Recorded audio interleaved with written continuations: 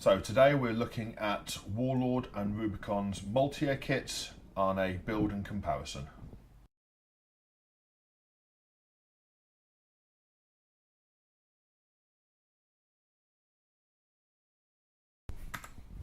Hello. Hello, welcome to the Average Tabletop Gamers. I'm Ben. And I'm Sven. And today we're going to be looking at the Rubicon and Warlord Maultier Kits in a comparison. Yeah, so obviously we're looking at the 28mm or 156 scale kits. So this is for bolt action mainly, but any World War II 28mm game. So both Warlord and Rubicon have got an Opel Blitz / Maultier Kit, the SdKfz 3A, I believe it is. I think you'll find. And so I've picked these up recently, so we're going to have a look at the differences in the kits and see if we can work out which one is the one that you should be vying for when you go to your local hobby shop. So we'll start with the Warlord kit. So I will say that obviously I've built these at the moment, so they're ready for painting, which means I've not attached all of the relevant bits, but you can still see the details. So if you want to grab the Warlord box and see the extras. So the nice thing about the Warlord kit is that out of the box with the instructions, you can either build this up as the Opel Blitz truck or as the Maultier truck, where the half track, and it comes with the options for early war and late war, which straight out of the gate is rather nice. We'll just have a quick show of that there. There you go. The kit itself, really nice kit to put together, and it is just built in such a way that you can leave the cab off if you want to paint up the crew and the crew compartment separately, and obviously leave the detail in there. And they do provide some acetate so that you can cut out windows and include the windows in your doors. That's a nice little feature. And it should fit together nicely once I've got that painted up. Scale wise, it fits nicely with all the other Warlord kits, as you'd imagine. And there's a lot of nice little options in the kit. One of the things I did like about the Warlord kit is, as with all your Warlord kits these days, you get your damage markers. You get and your little card. Your little card and your decals. Oh, nice little decal sheet. And as I say, pre-printed acetate. So we might be able to show this on the. Shall I? Switch to the. There we go. You may be able to see there. So you get a piece of acetate that's marked up for the windows, for the windscreen and your two door windows. And as I say, you get your damage markers. So you get your white, black, and red smoke, and you get your data cards for both the Maultier and the Opel Blitz. Another nice decal sheet there. If we put the white camera on, there we go. Another nice decal sheet. What you've got on here is you've got eastern front, western front, desert markings, medical markings, number plates, divisional markings, etc. So again, a nice set of decals there, so you can really personalise to the force that you're using. Really extensive guide, and as I say, you get all the options as you're going along. It tells you, if you're going to make an Opel Blitz, follow these steps. If you're going to make the Opel Maultier, follow these steps, and you get all your options in there as well. So you'll see just by looking at the frame sprues that we've got left, we've got options for the canopy to be down at the back. We've got spare tyres, we've got jerry cans, we've got all of the bits. You've also got the panels for to make an early war, which is the one without the rails at the top. I'm missing a panel because that has already been used in a piece of terrain that I've built recently. But what I really like about the Warlord kit is that they do give you a sprue of crew or transporting troops. So you get a bunch of that look like just normal German here infantry. there, yeah, normal, yeah, just here's with a few options, weapon options, helmet options. So you've got here, and you've got early war and late war option there. Yeah. So as again, you know, you've got the option there for the early war and the late war. And it's because it's Warlord, you've got the head replacement system. So if you wanted to do something else like Fallschirmjäger or something like that, you could easily swap out the hats or the heads even. Yeah, so it even says in the guide that there's one of the heads there is it's a covered style helm, so you can actually it says most suitable if you're using like the Waffen SS. So that's a nice little addition, and you've got the option of putting the bench seats in the back. So let's show you the back of there. So you've got some bench seats in the back, or of course you could just leave that open for some cargo in there. Yeah. Okay, so that's the Warlord kit. So we'll quickly have a look now at the Rubicon. Put that one off to the side. Take those bits there. And bring that in. Okay. So the Rubicon equivalent. Again, the kit itself was very easy to build, and a load of great options. I'll see if I can give you a bit of a view of that. So some of the features that set this one apart from the Warlord kit was you got some extra stowage, so you got that stowage for the roof, and again you got the same variation in late war and early war, and you can build an Opel Blitz from this kit. However, the instructions guide that you get, if I just pull that out, the instructions that you get only are detailed for the Maultier cargo truck. Okay. So whether there are other parts on here to build an Opel Blitz, or whether it's just that they share all the same sprues. What you tend to find with the Rubicon stuff is that they this one says Maultier, so the instructions you'll get in there are for the Maultier. If you bought the one that would be the Opel Blitz, it would be the same sprues but with a different instruction manual. But in theory, I think you've got all the parts there to build out. So you've got the mud guards, and you've got the wheels, and you've got the fuel cells and things like that to build out your Opel Blitz.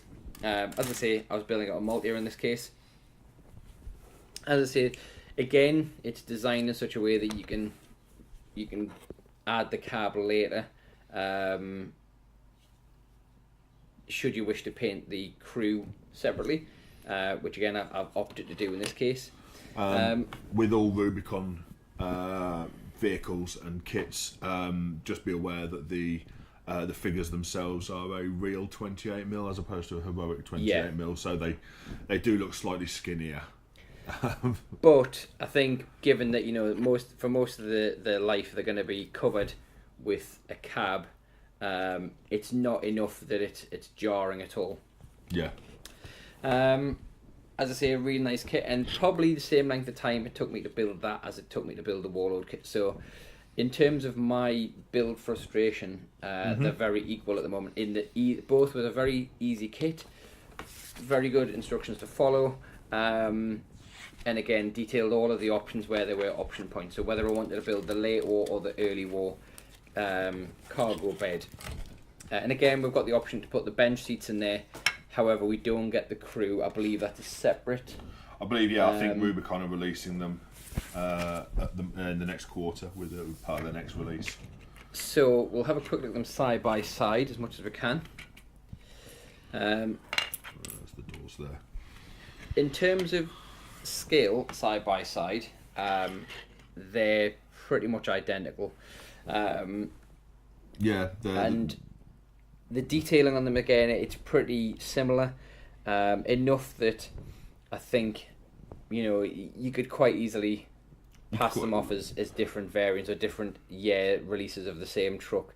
It's nothing that's going to really jar you when you're playing a game that one of them is so much bigger or smaller, like you get with some other vehicles. So for example, I know if you put various Jeeps from different manufacturers together, you get huge Jeeps and small Jeeps.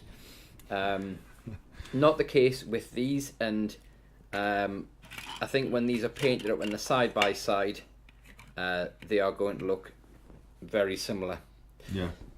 The thing, and again, it's pretty small grievance. Okay. Or a small comparison. Well, the small one thing grievances are acceptable. is the canopy for the Warlord truck doesn't have anything which holds the canopy on, so you've really got the option of gluing it on or leaving it off, which, considering they give you the crew detail, and you can quite easily attach some pegs or something to that to make it sit down. I think it's...